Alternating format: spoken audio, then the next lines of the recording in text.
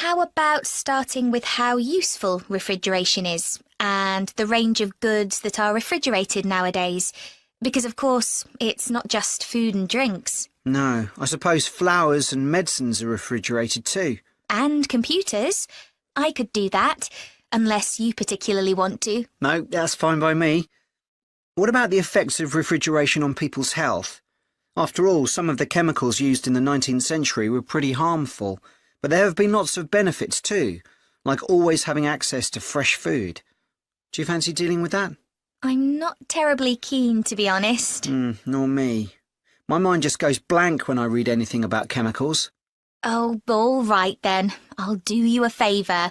But you owe me, Jack. OK.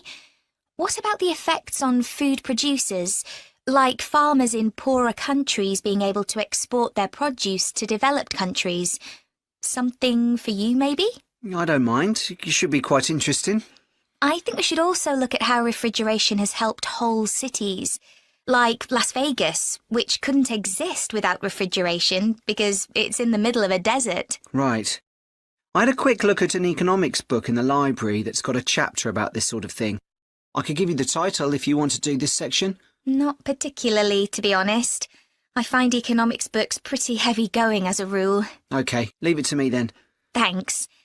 Then there's transport and the difference that refrigerated trucks have made. I wouldn't mind having a go at that. Don't forget trains too. I read something about milk and butter being transported in refrigerated railroad cars in the USA right back in the 1840s. I hadn't thought of trains. Thanks. Shall we have a separate section on domestic fridges? After all, they're something everyone's familiar with. What about splitting it into two?